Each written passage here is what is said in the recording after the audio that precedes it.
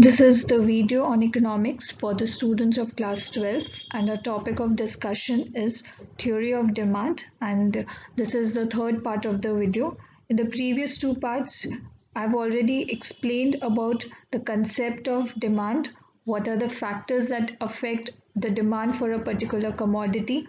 We've discussed about what is a law of demand, what are the assumptions, what are the cases or exceptions where law of demand does not stand. We have also learned about the demand curve. We've learned about how the demand curve is downward sloping and what are the factors which affect the downward slope of the demand curve. Now, in the previous videos, we've discussed about various factors which affect the demand. Now, how does these factors affect the demand curve? We'll be discussing and seeing those topics with examples. So let us continue our learning today. Demand and prices of other goods. Now, when we were reading about the various factors that affect the demand of a commodity, we've read that one of the factors that affect is the price of the other good. Now, in relation to that, you see that when demand for good X gets influenced because of the price of the other commodity, so this process or this kind of influence is called the cross price demand. That means when the price of one commodity or increase or decrease in the price of one commodity affects the demand of the other commodity. So this kind of relation is explained as cross price demand. Now these relations are classified or grouped into two kinds of goods. So one is your substitute goods. Now what is a substitute goods? Now substitute goods are those goods which are an alternative to each other in consumption. When I say they are alternative to each other in consumption, it actually means that both the commodities are giving us a same level of satisfaction. Whether you have a cup of tea or you have a cup of coffee, the satisfaction that you get is similar. You're using an ink pen or a ball pen, it's giving you a same level of satisfaction. You drink a Pepsi, you drink Sprite, or you drink Coca-Cola, all these things, these products, they are an alternatives to each other. Either of them gives you a similar kind of satisfaction. Now, how does this affect the shift or change in the demand curve? How does these affect the change in the price, affect the change in the quantity demand of the products? Let us understand from this example. Now, I have used the price of tea. For example, price of tea that is available is 150 and it has been increased to 250. Now, when I say there is an increase in the price of tea, that means according to the law of demand, because there is an increase in the price of the commodity, so we know that there should be a fall in the price of demand. Now since there is a fall in the price of demand, we get to see a shift also, because tea is one of the people shift from consumption of one commodity to other. Because the price of tea has risen, so people are no more consuming that product, or people have reduced their consumption. Now this reduced consumption has shifted to some related commodity which is available to us at a, you can say, at a cheaper rate or at a better rate. So what we see is, since increase in price, there is an increase in price, so people have shifted to consumption of a related commodity. For example, let us say coffee. Now when the price of tea was 150, we are considering the quantity demand in relation to the price of tea. Now if you see the price of tea is 150, we see that the quantity demand of coffee was 100. So when the price of tea was available to us at rupees 150, at that point of time the quantity demand of coffee was 100 cups. But when the price of tea has increased to 250, the quantity demand of coffee has increased to 200. That means though there has been an increase in the price of tea, so we know that there should be a fall. That fall has shifted to the increase in demand of coffee. So in the graph you can see that the price of coffee is remaining constant, it is constant. There is no change in the price. There is no upward or downward shift in the price of coffee. But if you see the quantity demand of coffee, it has increased. So initially if it was 100, now it has increased to 200. So we see a rightward shift in the demand curve. Now from this conclusion, that when there is an increase in the demand curve, we see that there is a rightward shift in the demand. So when there is an increase in the quantity demanded, when there is a fall in the price, we see a rightward shift in the demand curve. This is one of the important factor, or one of the important characteristics of demand curve. So you must remember this, that with an increase in demand curve, there is an rightward shift or an increased shift in the demand curve.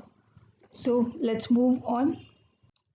Demand and price of the other goods, and now we have complementary goods. Now what are complementary goods? Like for example, we have goods which are jointly used or consumed together to satisfy a want. For example, tea and sugar. So if you cannot have tea if there's no sugar in it, your car doesn't move if you do not have petrol in it, the pen is useless if there's no ink in it. So these kinds of goods which are used together, or they are jointly used and then they satisfy your want, are your complementary goods. Now let us consider how does it causes a shift, or how does it affects the demand curve. Now if you see that, if in the graph there is no change in the price of the car, the price of the car is remaining constant, but we see a change or shift in the demand curve. Now how does this happen? Because since there is an increase in the price of petrol, so obviously the demand for petrol should fall.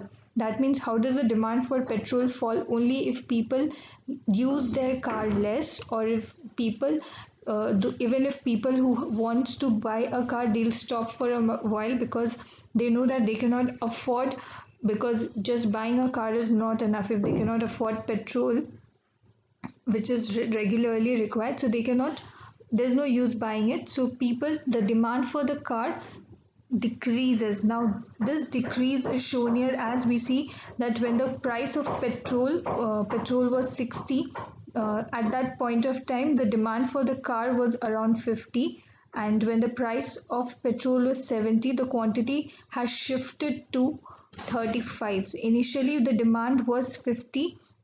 After the increase in the price of petrol, the demand has shifted to 35 cars. That means there has been a leftward shift in the demand curve. Now from this demand curve, we can actually conclude that when there is an increase in the price of a complementary good, there is a leftward shift in the demand curve. When there is I'm repeating it once again, when there is an increase in the price of complementary good, there is an decrease in the quantity demand of the other goods. So what happened, since the price of petrol had increased, but there has been a decrease in the quantity demand of the car. Like same thing can happen for tea and sugar. If you see this example, if the price of the sugar increases, so people if they cannot afford to buy sugar, they'll obviously decrease their consumption of tea. If the sugar is not available, or if it is too expensive, people consume less of tea. So what happens, there will be a decrease in the demand for tea, because ultimately what will happen is the price of the tea will also have to rise.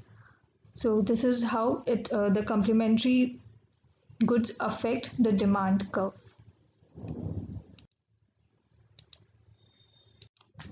Demand and income of the consumer. Now, income of the consumer is one of the important factors that affect the demand of a commodity. If you have sufficient income, if you are financially strong enough to buy the right amount of quantity that you actually require, is an important factor. So income plays a very important role in the demand of a commodity. Now any change in the income affects the budget of the consumer. Like if you are using a particular quantity of good at a particular price, so if your income decreases, so you may not be able to buy that amount of quantity with the salary that you're having right now. So any change in the income affect the quantity that you demand. Now how does this affect? Now it how does the uh, income affect the demand depends on the kind of goods that you are using. Now there are basically two kinds of goods. One is your normal good and other is your inferior good. Now first let us read about what a normal good is.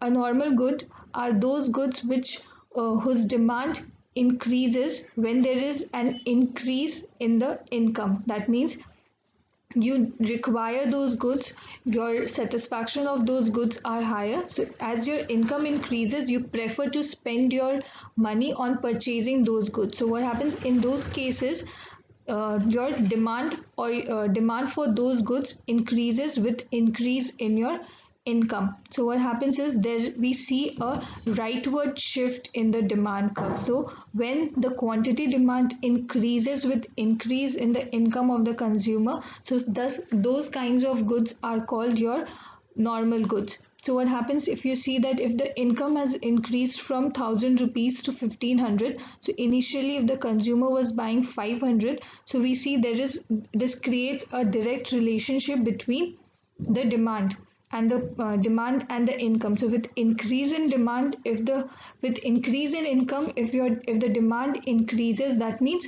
there it creates a rightward shift. So because there is an expansion of demand, the quantity that you are requiring is increased. So initially, which you could not afford because of your income, now you are able to buy able to buy 800 units of a commodity.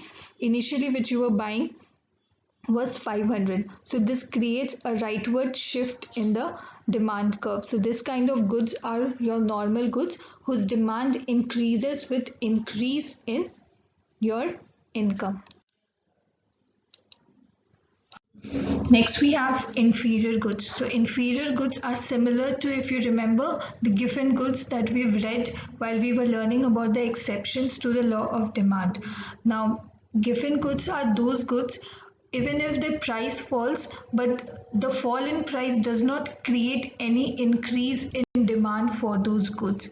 So these goods were usually used by the low paid wage earners who buy those goods just to sustain life. They spend a large portion of their income in buying those kind of goods.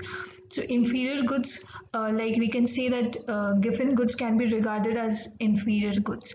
Now, inferior goods are those goods whose demand falls when the income rises are called inferior good. Basically, that when your income is increasing, where your purchasing power has increased, you will not look for buying those low quality goods which does not create a positive impact. Those goods are regarded as inferior goods because they are not very good in quality and they cause a lot of health problems. So these kinds of goods people consume only when they cannot afford to buy a better quality goods. So what happens is when your income increases, we tend to not buy those kinds of goods. So there is a decrease in the consumption of these kind of goods. So what we see is when the income of the individual increases, so if you see here that when the salary of the individual has increased from 1,000 to 1,500, so what happens is when the income of the individual was 1,000 rupees, he was actually buying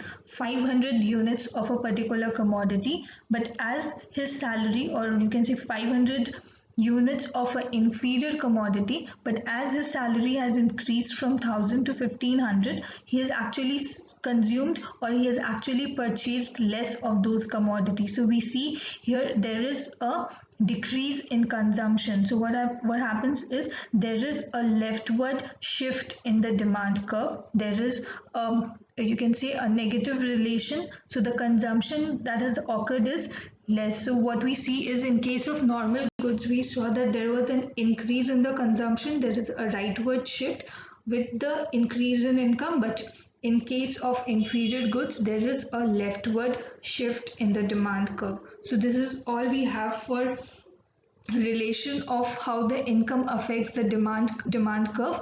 So in the next slide we'll be reading about the contraction and expansion of the demand curve and how does the consumer taste and preference affect the demand curve. So this is all we have from the video today. Thank you.